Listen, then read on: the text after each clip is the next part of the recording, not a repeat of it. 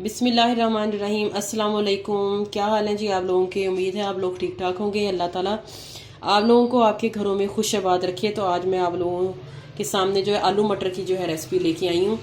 बहुत इजी सी झटपट बनने वाली रेसिपी है। मैंने थोड़ा सा इसको डिफरेंट वे में जो है वो कुक किया है। तो इसको मैंने जो है मटर को अच्छी तरह से फ्राई करके उसके बाद बाकी के मसाला जात इसके अंदर डाले हैं। तो ये मेरे जो है मेथड को आप फॉलो करेंगे तो इंशाल्लाह आपका जो है सालन बहुत अच्छा बनेगा। ये जो रेसिपी है ख़ास तौर पे जो नए सीखने वाले हैं उनके लिए काफ़ी हेल्पफुल और फ़ायदेमंद होगी। तो इसके साथ ही मैं शुरू करती हूँ जी। ये मैं आलू मटर का सालन बनाने के लिए मैंने इसके अंदर तकरीबन 2 बड़े प्याज लिए कर रही हूँ। बाकी की जो चीज़ें हैं वो फिर मैं आपको साथ साथ डालती हूँ। तो साथ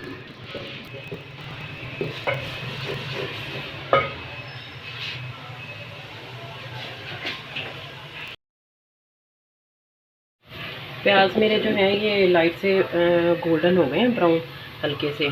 के अंदर मैं इस पॉइंट पे अदरक लहसुन का जो है वो पेस्ट डाल दूंगी। करीबन 2 टेबल स्पून है मैंने भर के इसके अंदर डाले।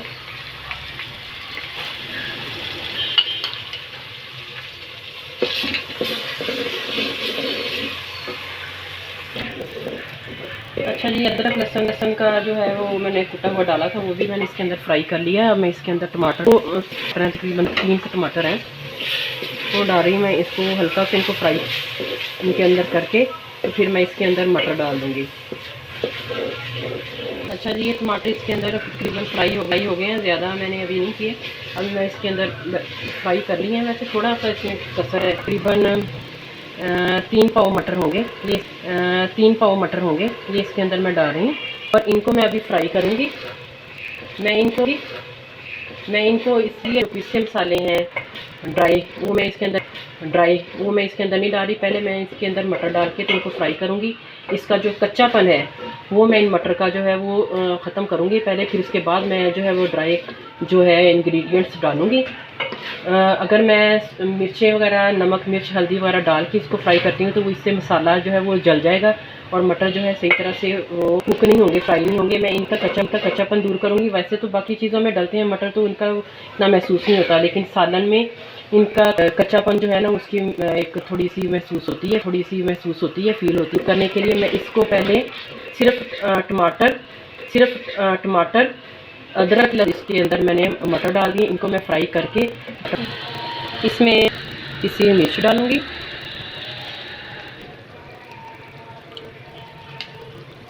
और इसमें पिसी मिर्च डालूंगी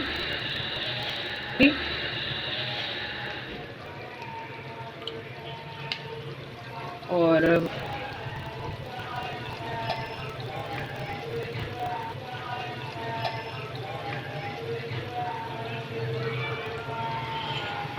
हाफ़ टी स्पून जो मैं इसके अंदर हल्दी का डालूंगी।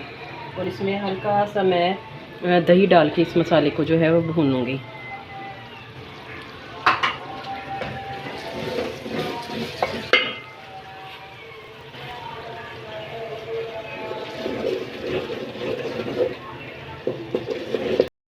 और नमक हल्दी वगैरह डाल के इसको फ्राई कर लिया है। अब इसके अंदर मैं हाफ़ टेबल स्पून जो है ना ज़ीरा डाल रही हूँ।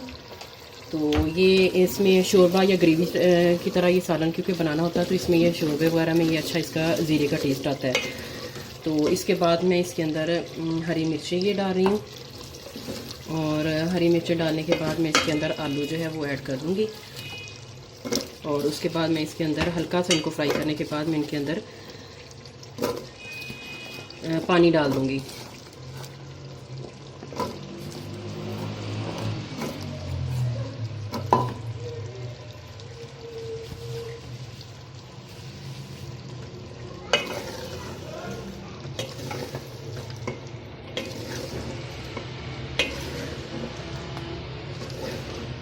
अब इसमें हल्का सा इनको फ्राई करने के बाद मैं इनके अंदर पानी ऐड करती हूँ।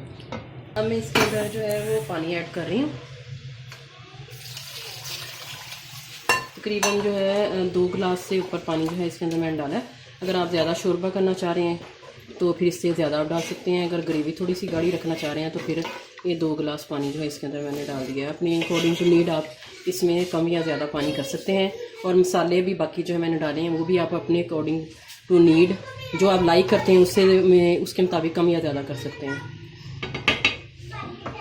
अब मैंने इसमें पानी डाल लिया है, इसको मैं अब हल्की आंच पे जो है ना ये इसके मुकम्मल तौर पर कुक होने तक जो है वो इसको रख दूँगी।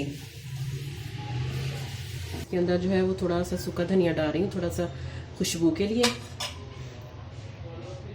और मैंने थोड़ा सा इसका ना शोरबा बनाया है, क्योंकि सर्दियों में आपको पता है शोरबा ज़्यादा खाया जाता है, सही लगता है खाने में। तो इसको मैंने मिक्स करने के बाद मैं इसके ऊपर अब हरा धनिया जो डाल रही हूँ।